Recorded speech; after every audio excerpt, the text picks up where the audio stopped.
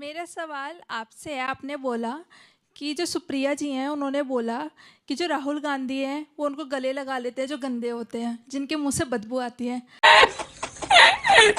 अगर बीजेपी वाले 10 साल से बिहार में हैं तो उन्होंने बिहार के लिए क्या किया है? कितने बच्चे हैं यहाँ जो बिहार से बाहर आकर पढ़ रहे हैं? हाथ उठाइएगा। देखिए यहीं पर पलायन दिख रहा है, लेकिन बीजेपी और जेडीयू वालों को नहीं दिखता है। बिहार के अंदर 15 साल के अंदर जब हम सत्ता में नहीं थे, बजट बिहार का था 23,000 करोड़ एवरेज। जब हम सत्ता में आए बजट बिहार का हुआ 3,23,000 करोड़। आप सभी गूगल करके देखिए। क्या मोदी जी ने वो 70,000 करोड़, 80,000 करोड़, 90,000 करोड़ क्या आपके बिहार को दे दिए थे? क्या मोतिहारी की शुगर मिल में चाय पीने लग गए मोदी जी? इधर से आलू डालूंगा उधर से सोना निकलेगा। थोड़ी सी भी लज्जा नहीं आती है सवाल पूछते समय? अब ये देखिए, आज जिस समय लोकतंत्र में सवाल नहीं पूछेंगे। बच्ची अगर सवाल मैं माइक ले लूंगी, मैं सही में बता रही हूँ। Anjana please ji, sir. बिहार का ग्रोथ रेट फैक्ट्री का नाम बताओ। अंजना जी, मैं 10 सेकंड नहीं बोलना शुरू किया, मैं आप में से किसी को नहीं बोलने दूंगा। विवेक जी, आपका नोटा के बराबर वोट है, चुप रहो। दोस्तों, आज की वीडियो में भर भर के मजा है, क्योंकि बिहार चुनाव और वोट बैंक की राजनीति पर चल रही इस गर्मा गर्म बहस में आलोक शर्मा ने गोदी एंकर अंजना ओम कश्यप और प्रदीप भंडारी की ऐसी जबरदस्त धुलाई की कि अंजना ओम कश्यप को डिबेट बीच में ही छोड़कर भागना पड़ा। प्रदीप भंडारी बार बार बिहार के विकास और ग्रोथ रेट के नाम पर कांग्रेस को घेरने की कोशिश कर रहे थे, लेकिन आलोक शर्मा ने सबकी बोलती बंद कर दी। दोस्तों, वीडियो बेहद शानदार है, अंत तक देखिएगा, क्योंकि अंत में छात्रों ने न सिर्फ बीजेपी की जमकर धुलाई की, बल्कि कांग्रेस को भी अपने तीखे सवालों से घेरने की पूरी कोशिश की। लेकिन भाई, जिस अंदाज में आलोक शर्मा ने जवाब दिए हैं ना, वो वाकई देखने लायक है। आलोक शर्मा ने मोदी से लेकर अमित शाह तक सबकी बखिया उधेड़ कर रख दी। चलिए आपको आगे का पूरा वीडियो दिखाते हैं। अच्छा लगे तो एक लाइक ठोक देना और कमेंट में अपनी राय जरूर देना। पिक्चर चालू करो बे। देखिए, बिहार का चुनाव हो, जो मुख्य मुद्दा विपक्ष उठा रहा है, वो तमाम बातों पर कह रहे हैं कि आपके खिलाफ भारी नाराजगी है। इस वक्त देश में आपके खिलाफ पूरी जनता अब जाग गई है और आपके लिए बहुत मुश्किल परिस्थिति आने वाली है। और कई कांग्रेस पार्टी, अन्य पार्टियों के नेता नेपाल के साथ सीधा समानांतर स्थिति भारत की जोड़ रहे हैं। जवाब दीजिए। अंजना जी, राहुल गांधी इस देश के लोकतंत्र के खिलाफ है। राहुल ने पूर्व में कहा था, सभी यहाँ पे युवा मौजूद है, गूगल करके चेक करिए, कि he wants to fight the Indian state. वो भारतीय लोकतंत्र के खिलाफ लड़ना चाहते हैं। तो आज चिंता राहुल गांधी की है कि आज देश के अंदर ये तस्वीर जो है, जो देश के लोकतंत्र की सबसे बड़ी मजबूत तस्वीर है, ये राहुल गांधी और हर परिवारवादी को चिंता जता रही है। यहां पे देश के अंदर प्रेसिडेंट एसटी समाज से आती हैं, कोई उनका राजनीतिक बैकग्राउंड नहीं होता। वाइस प्रेसिडेंट जो है वो अगेन जो है ओबीसी समाज से आते हैं, उनका कोई राजनीतिक बैकग्राउंड नहीं होता। और प्रधानमंत्री नरेंद्र मोदी जी के पूरे परिवार में कोई राजनीति में नहीं होता। और ये हमारे देश के लोकतंत्र की शक्ति है कि आज हम जो है ये तस्वीर देख रहे हैं, जो एक पॉजिटिव मैसेज है हर युवा के लिए कि आप भी इस देश के लोकतंत्र के शीर्ष पद पर पहुंच सकते हैं। अब दिक्कत उनको है जिन्होंने परिवार तंत्र चलाया, ना कि लोकतंत्र। इसीलिए इनकी मानसिकता इतनी गंदी हो चुकी है कि प्रधानमंत्री नरेंद्र मोदी जी की दिवंगत माता जी, आप सब युवा, मैं आपसे पूछना चाहता हूं, क्या प्रधानमंत्री नरेंद्र मोदी जी की माता जी कभी राजनीति में थी?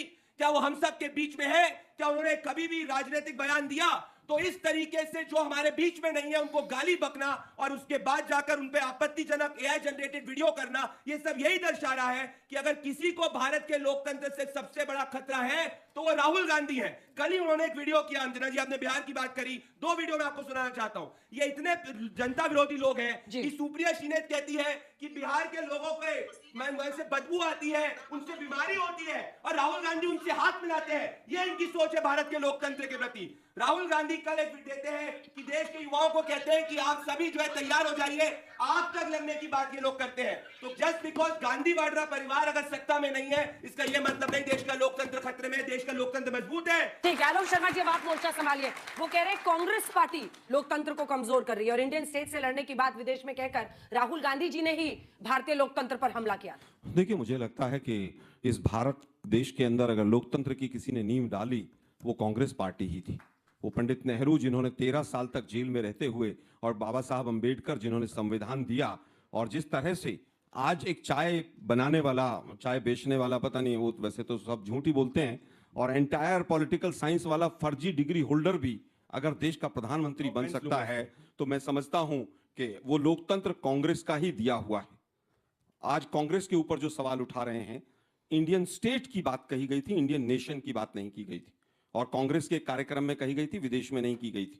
इंडियन स्टेट से तात्पर्य होता है सरकार और सरकार की संस्थाएं जो लोकतंत्र की चोरी कर रहे हैं, और वो लड़ा जाता है। और राजनीतिक दल इंडियन स्टेट या गवर्नमेंट के खिलाफ लड़ते हैं, उसकी गलत नीतियों के खिलाफ लड़ते हैं। उसमें कहीं पर कोई चीज गलत नहीं बोली गई थी। लेकिन दुर्भाग्य यह है कि वोट चोरी करके जो लोग सरकार चलाते हैं, तमाम संवैधानिक संस्थाओं को मुट्ठी में रखकर सरकार चलाते हैं, वोट चोरी करके सरकार चलाते हैं। बनारस जो प्रधानमंत्री की सीट थी, वहां पर वोट काउंटिंग रोक दी जाती है घंटों तक। जिस तरह से एक एक घर पर 500-500 वोट बनते हैं, जिस तरह से SIR के नाम पर सुप्रीम कोर्ट रोज लताड़ लगाता है, और फिर ये अपनी माताजी के पीछे छुपकर खड़े हो जाते हैं। मुझे लगता है हमारी माताजी तो माताजी लगती हैं इनको, और दूसरों की माताजी जर्सी काऊ लगती हैं। दुर्भाग्य यह है कि एक बहुत कमजोर प्रधानमंत्री हैं, जो ना विदेश नीति जानते हैं, ना अर्थ नीति जानते हैं। आज हालत यह है कि SIR के नाम पर जो हो रहा था, उसके ऊपर सुप्रीम कोर्ट ने काफी हद तक लगाम लगाई। आज आप तमाम मुद्दे उठा रहे हैं। भ्रष्टाचार चरम पर है, महंगाई चरम पर है, ED CBI के डायरेक्टर्स को पेंशन नहीं मिलती है इस देश के अंदर, मुख्यमंत्रियों को चुनाव से 6 महीने पहले जेल में डाल दिया जाता है, 1-1 साल 1.5 साल के बाद वो दोबारा मुख्यमंत्री भी बन जाते हैं, कोई चार्जशीट फाइल नहीं होती है। हिंदुस्तान को पूरी तरह से एक पुलिस स्टेट में कन्वर्ट कर दिया जाता है, और मीडिया का एक बहुत बड़ा वर्ग केवल और केवल सरकार और मोदी स्तुति में लगा रहता है। इस सज्जन को क्या तकलीफ है भाई, क्या तकलीफ है इनको? यही तमाम चीजें अगर आप पैरेलल देखेंगे तो उन देशों में भी हुई जिनसे हमें सबक लेना चाहिए। और सबक भी अगर कोई नहीं लेना चाहता है तो मैं उसको केवल ये कहूंगा कि वो अहंकारी है। आपको किसी भी व्यक्ति से, किसी भी देश से, किसी भी घटना से सबक लेना चाहिए। छोटा सा रिस्पांस, उसके बाद से छोटा ये लोग रिस्पांस बात करेंगे। करेंगे संविधान की, जो बाबा साहेब अंबेडकर को अपने चरणों में रखते हैं, जिन्होंने 356 लगाकर 50 से ज्यादा राज्य सरकारों को गिराया, जिन्होंने इमरजेंसी लागू करी जिसमें आप सभी युवा कुछ नहीं बोल सकते थे। ये लोकतंत्र की बात करेंगे। आज अगर इनको लगता है चोरी की बात है, तो राहुल गांधी कैसे मेंबर ऑफ पार्लियामेंट बन गए, उनकी बहन प्रियंका वाड्रा कैसे मेंबर ऑफ पार्लियामेंट बन गई। इनको दिक्कत इस बात की है कि इनका सिस्टम भी नहीं है अब, और इनकी सरकार भी अब नहीं है। इनके झांसे में अगर कोई मत आइएगा, क्योंकि ये इंडियन स्टेट से लड़ना चाहते हैं। कोर्ट के खिलाफ ये, इलेक्शन कमीशन के खिलाफ ये, इंडियन स्टेट के खिलाफ ये, राष्ट्रपति के खिलाफ ये, जनता के खिलाफ ये। क्यों? क्योंकि बस ये परिवारवादी गद्दी में नहीं बैठे। सबसे बड़ा खतरा ये है लोकतंत्र के लिए। अभी बताते हैं। ठीक है, छोटा सा जवाब। लोकतंत्र के लिए खतरा यह है कि भारतीय लोकतंत्र में नंबर 2 की पोजीशन पे बैठने वाला व्यक्ति, जिसको उपराष्ट्रपति पद कहा जाता है, वो नजर बंद कर दिया जाता है। आज नहीं दिखे आपको? इससे ज्यादा, देखिए सुनिए, आज देखिए, मैं किसी के बीच में नहीं बोला, मैं किसी के बीच में नहीं बोला। कौन सी फोटो है? नजर की फोटो है। अगर क्यों फैला रहे जनता के सामने? अरे भाई सुने ना प्रभु, अगर वो नजरबंद नहीं होते तो फोटो लाने की जरूरत नहीं पड़ती। अरे नहीं, तो आपको दिखता नहीं, आपको फोटो आज आए नहीं। लाकर, फोटो लाकर आप ये दिखाना चाहते आपने हैं। तो आज वाइस प्रेसिडेंट देखिए, मैं आपके बीच में नहीं बोला हूं, मैं आपके बीच में नहीं बोला हूं। बोलेंगे, फिर जोर बोलिएगा से मत। चिल्लाने से डिबेट अच्छी नहीं होगी, जल्दी बोलिए। मुद्दों की बात करनी होगी। क्या उन्होंने अपना इस्तीफा जो दिया था वो किसी के सामने आए? उसके बाद से आज तक नहीं आए, जब तक दूसरा उपराष्ट्रपति आकर शपथ नहीं ले लेता है। 1.25 महीने तक क्या कारण था? कौन सा भ्रष्टाचार किया था उन्होंने? कौन से कारण थे जिसकी वजह से नजरबंद किया गया उनको? कितनी डरपोक सरकार है कि उपराष्ट्रपति को भी आप कैद करके रखना चाहते हैं। भारतीय लोकतंत्र पंडित नेहरू और डॉक्टर अंबेडकर का दिया हुआ है। डॉक्टर अंबेडकर के पुतले फूकने वाले लोग इसीलिए आज यहाँ पर बात करते हैं। हैं। संविधान को कहने वाले के विदेशी हम इसको नहीं मानेंगे, इट मस्ट बी स्क्रैप्ड। या RSS की विचारधारा से आने वाले लोग पूरी तरह से संविधान पर सुनिए ना भाई, अरे भाई सुनिए, देखिए मैं क्या चलिए ठीक है, मलुक नागर जी, मलुक नागर जी, बोलो क्या आप दोनों का हो गया? कंक्लूड कीजिए, देखिए मैं कंक्लूड करना चाहता हूं कि इलेक्शन कमीशन पूरी तरह से कटघरे में खड़ा है, और ये कांग्रेस नहीं कह रही है। आज तक के मंच पर तीनों इलेक्शन कमिश्नर जो पुराने वाले थे, उन्होंने इस पे न्यूज़ फैला रहे हैं। आज तक से निवेदन करूंगा, तीनों इलेक्शन कमिश्नर ने कहा कि SIR का समर्थन किया, EVM का समर्थन किया। कितना झूठ बोलोगे भाई? कोई वीडियो अगर आप ठीक होंगे तो बोलना, बीच में चिल्लाना नहीं पड़ेगा। व्यक्ति पहले चिल्लाते रहे, दिखाओ वीडियो अगर है तो। कांग्रेसियों का झूठ बोलते रहते हैं। तीनों इलेक्शन कमिश्नर ने आकर कहा कि वर्तमान में जो हो रहा है गलत हो रहा है। झूठ बोल रहे हैं। आपने अभी अपने बयान को आज तक का कल एक सर्वे, झूठ बोल रहे हैं। देखिए बीच में मैं किसी को नहीं बोलने दूंगा, मैं फिर किसी को नहीं बोलने दूंगा। ये बहुत गंदी आदत है इनकी। मैं आपकी ज्यादा चिल्ला सकता हूं, मैं पूरे शो को डिस्टर्ब कर सकता हूं, शांत रहिए। अरे करिए अगर सच्चाई है। मैं करूंगा, अब शो चला के देखिए आप। बोलिए कौन बोलता है? धमकी दे रहे हैं आप बोलिए ना कौन बोलता है? आप बोलिए ना कौन बोलता है? अब आप बोलिए कौन बोलता है? नहीं आप दिखाइए ना वीडियो। कौन बोलता है? बोले इलेक्शन कमिश्नर। मैं फिर कहूंगा कि तीनों इलेक्शन कमिश्नर्स आए और उन्होंने कहा कि जो वर्तमान में हो रहा है गलत हो रहा है, और आज तक मंच पर कहा। वापस आते हैं। अभी तक राहुल गांधी जी को कहा गया क्या आप या तो एक हफ्ते के अंदर माफी मांगिए, नहीं तो एफिडेविट दीजिए। ना तो उन्होंने एफिडेविट दिया, क्योंकि तमाम कानूनों ने कहा कि एफिडेविट की जरूरत नहीं है, ना उन्होंने माफी मांगी। अब इलेक्शन कमिश्नर दुम दबाकर कहां घुसा हुआ है? बड़े खतरनाक लोग हैं।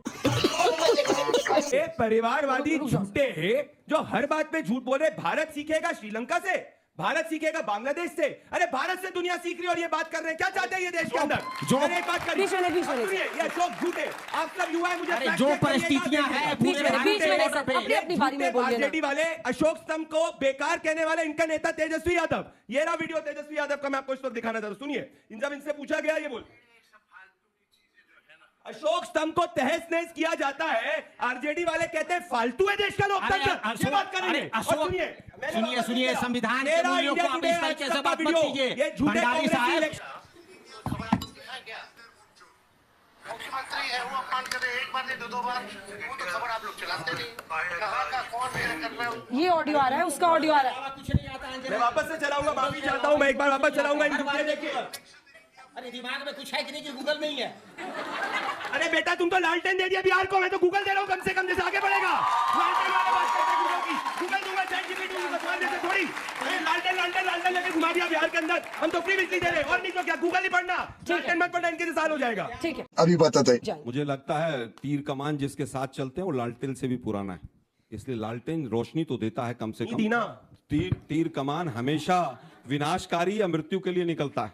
खैर, समझ जिसकी जैसी। मैं समझता हूं कि जिस देश से आपका रोटी और बेटी का संबंध रहा हो, वहां से भी सीखना चाहिए। ये बड़ी अच्छी बात कही आप। मेरा सवाल आपसे है, आपने बोला कि जो सुप्रिया जी हैं उन्होंने बोला कि जो राहुल गांधी हैं वो उनको गले लगा लेते हैं जो गंदे होते हैं, जिनके मुंह से बदबू आती है। आपने ये जनता को बताया, वो बहुत गलत तरीके से बताया। वो वीडियो हमने भी देखी है। उन्होंने बोला वो किसी से भेदभाव नहीं करते, अगर एक मजदूर उनके पास आएगा वो उसको भी गले लगाएंगे, अगर उनका समर्थक भी आएगा वो उसको भी गले लगाएंगे। आपने ये जो तरीका बोला वो गलत था। जवाब दीजिए प्रदीप जी। मैं सभी युवाओं को कहना चाहता हूं, आपको आपकी विचारधारा कांग्रेस से मिल सकती है, मैं उसका सम्मान करता हूं। आप सभी सुनिए वापस से, ये क्या है? She is a student. Google विचारधारा कहां से आ गई? बच्चों, आप लोग राहुल गांधी को देखते हैं ना अक्सर प्रोग्राम्स में? हो गए, नहीं देख रहे, नहीं देख रहे, हो गया, हो गया, नहीं देख रहे, नहीं देख रहे। देखिए बीच में बोलना शुरू हुए। नहीं देख रहे हैं, नहीं देख रहे हैं तो बेरोजगारी आपके दरवाजे पर सिर्फ राहुल गांधी बेरोजगार है, देश चौथी सबसे बड़ी अर्थव्यवस्था है। और लोगों के पीछे मत आइएगा, ऐसे इन लोगों के चक्कर में देश 13वीं सबसे, इसी तरह से नीचे खाते रहिएगा ऐसे के दरवाजे पर। अंजना जी, यही होता है, अपने अपने पक्ष में सब बोलते हैं। पहला सवाल आप इसे आलोक जी मत कीजिए ऐसा, प्लीज विश्वास रखिए। कार्यकर्ता नहीं, स्टूडेंट है, रिलैक्स करिए। हाँ ठीक है, सुनिए, मैं आप सबको कर रहा था, सुनिए। अरे भैया तुम्हारी कांग्रेस का वीडियो दिखा रहा हूं। एक सेकंड। कपड़े बहुत साफ नहीं दिख रहे हैं, गले लगा रहे हैं, उनका माथा चूम रहे हैं। एहसान कर रहे हैं क्या? ये माथा चूम रहे हैं, अरे तुम बीमारी होगी, क्या बात कर रहे हैं भाई? अगर गरीब को गले लगाना, गरीब को गले लगाना अच्छी बात है। एंटाइटलमेंट। आपसे भी सवाल आएगा, आपसे भी सवाल आएगा, उसी समय बोल लीजिएगा। कंक्लूड, 2 लाइन में कंक्लूड कीजिए। मैं कह रहा हूँ देश का गरीब भगवान होता है, वो कोई बीमार नहीं करता किसी को। और बिहार का व्यक्ति भगवान होता है, बिहारियों को गाली बकते हैं ये लोग। हम हिस्ट्री की किताबों में पढ़ते थे कि राजा का बेटा राजा बनता है, पर हम कांग्रेस में तो कुछ और ही सिचुएशन देख रहे हैं। तो आप परिवारवाद जो चल रहा है कि जो पॉलिटिशियन का बेटा ही पॉलिटिशियन बन रहा है, आगे भी वही हो रहा है, तो उस बारे में आप क्या कहना चाहेंगे? मेरे पिता माफी मांगनी चाहिए ना, माफी मांग लेंगे इस बात के लिए। रुकिए ना, आलोक जी, बोल रहा हूँ क्योंकि आलोक जी, मैं सही बता रही हूँ, मैं सारे बीच में बोलेंगे तो मैं इन्हें बोलने नहीं दूंगा। अच्छा मलुक जी, आप तो ऐसे न थे। ये ऐसे ही थे, ये हमेशा ऐसे ही थे। देखिए आप व्हाट्सएप शेम कीजिए।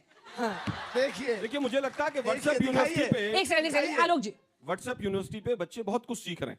मनमोहन सिंह जी के पिताजी कौन से पॉलिटिशियन थे, जरा बताएंगे आप? बताइए जरा, किसने कहा आपको? ये भी, अरे भाई ये भी व्हाट्सएप, ये देखिए जिसके पास माइक नहीं है, आपकी आवाज ऑन एयर टीवी पे नहीं जाएगी। आपका सवाल मैं पहुंचा दे रही हूँ ताकि ऑडियंस भी समझे। एक सेकंड, उन्होंने कहा कि मनमोहन जी, आपका कहना था कि रिमोट कंट्रोल से काम करते थे। बैठ जाइए। ये अंजना जी पूरी तरह से भाजपा की व्हाट्सएप बट आप लोग बीच में मत बोलिए क्योंकि बिना माइक की आवाज नहीं जाएगी। अगर सवाल यूनिवर्सिटी पे है भाजपा ने जो फैलाया वो बच्चों ने पढ़ा। जिस व्यक्ति ने 10 साल में सबसे अच्छा इकोनॉमी के साथ इस देश को आगे बढ़ाया, वो कह रहे हैं कि साहब वो तो रिमोट कंट्रोल से चलते थे। दुर्भाग्य यह है कि आज किसी तरह से कोई नहीं चल रहा है। मैं पूछना चाहता हूं, पीवी नरसिम्हा राव जी के पिताजी क्या थे?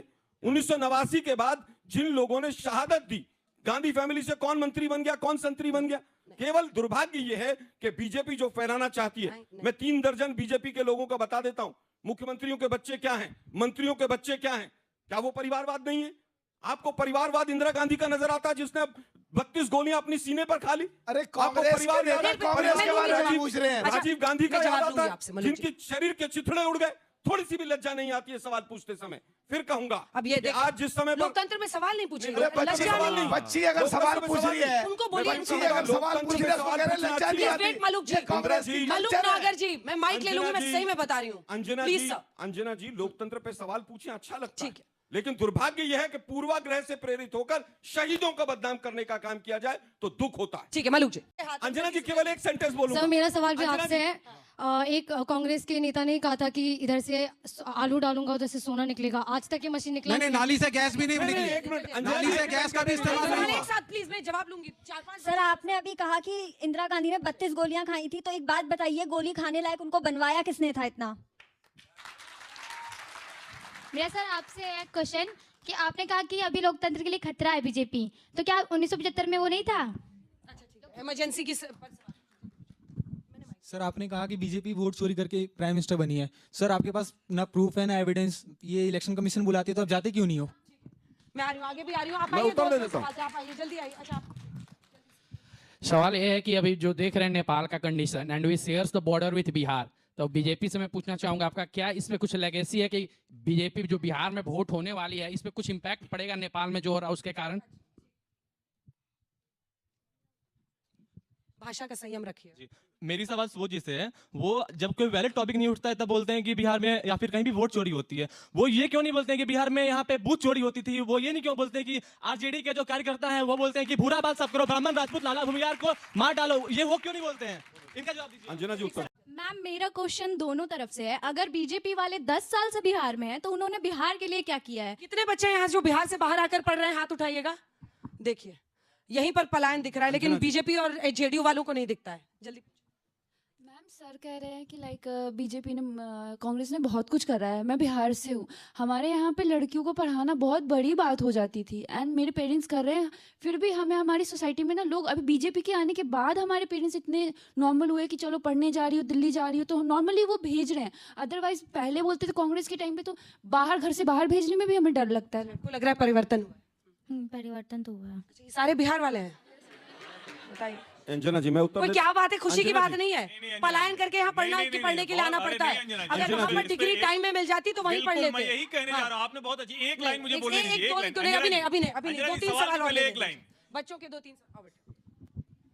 मैम, मेरा सवाल आरजेडी के प्रवक्ता से है। पहले आप तो ये क्लियर करिए कि तेजस्वी यादव अगले मुख्यमंत्री के दावेदार होंगे या अगले प्रधानमंत्री के? अच्छा, पूरा एकदम टैंजेंट कहीं और चल गया। अंजना जी, आखिरी सवाल। मैम, मेरा सवाल कांग्रेस के प्रवक्ता से है। जहां जिस राज्य में बीजेपी की सरकार आती है तो वहां ये क्यों कहते हैं आप लोग कि वहां वोट चोरी हुई है, और जहां आपकी सरकार आती है वहां आप ये क्यों नहीं कहते हैं कि यहाँ हमारी वोट चोरी नहीं, हम ऐसे ही जीते हैं? आलोक जी, आप ही से शुरू करते हैं। 2-3 सवाल आपके लिए। बहुत अच्छे सवाल आए। सबसे पहले आलू से सोने वाला सवाल आया, ये मोदी जी का स्टेटमेंट था, लेकिन दुर्भाग्य यह है कि हिंदुस्तान के मीडिया ने भी नहीं रोका और व्हाट्सएप पर भी उसको इतना प्रोपोगेट किया गया। वो स्टेटमेंट मोदी जी का गुजरात में दिया हुआ था, जिसको राहुल गांधी जी के साथ जोड़कर, बीच में नहीं, मैं मौका दूंगी। देखिए, ये कोई तरीका थोड़ी ना, राहुल गांधी जी के नाम से जोड़कर बोलते हो ये तरीका कहा होता है। गया। बीच में बोलने का तरीका नहीं है। दूसरा नहीं मिलेगा फिर। बहुत ही दुर्भाग्य हुआ, दुर्भाग्यपूर्ण एक स्टेटमेंट आई। इंदिरा गांधी जी, जिन्होंने 32 गोलियां खाई, व्हाट्सएप यूनिवर्सिटी ने इतना ब्रेन वॉश कर दिया है बच्चों का, वो कह रही है कि इस लायक क्यों बन गई वो। सोचिए देश कहां पहुंच रहा है, आप लोग खुद सोचिएगा, चिंतन कीजिएगा। सुप्रिया श्रीनेश जी ने कुछ बात दूसरे तरीके से कही, उसको अलग तरीके से पेश किया गया। यही बीजेपी की फेक यूनिवर्सिटी और फेक फैक्ट्री जो है ये काम करती है। तमाम मोदी जी के स्टेटमेंट्स को राहुल जी के साथ जोड़कर जिस तरह से चलाया जाता है पूरे देश ने देखा है। आप लोग बच्चों बिहार की बात कर रहे थे, बिहार में हमारी सरकार 35 साल से नहीं है कांग्रेस की, और 35 साल का आप में से कोई भी नहीं, 20 साल से बीजेपी की सरकार है। अगर बीजेपी की 20 साल से सरकार है तो आप लोगों को बिहार से यहां आने की क्या आवश्यकता पड़ी थी? पटना यूनिवर्सिटी क्या सेंट्रल यूनिवर्सिटी हो गई? क्या मोदी जी ने वो 70,000 करोड़, 80,000 करोड़, 90,000 करोड़ क्या आपके बिहार को दे दिए थे? क्या मोतिहारी की शुगर मिल में चाय पीने लग गए मोदी जी? आप मुझे 2 फैक्ट्रियों के नाम बताइए जो पिछले 11 साल में केंद्र सरकार ने बनाई हो और उनमें 100 आदमी भी काम करते हो। ठीक है आलोक जी, आप इनको बोलने दीजिए। 6 लोग नहीं हो गया, प्लीज नहीं जो बच्चे सवाल पूछ रहे थे मेरे सवाल का उत्तर दीजिए। नीचे माइक नीचे, दोनों का माइक नस पकड़ी गई तो चिल्लाएंगे। भाई मजा आया, और मैं ये जो मजा है हिंदुस्तान के हर व्यक्ति को देना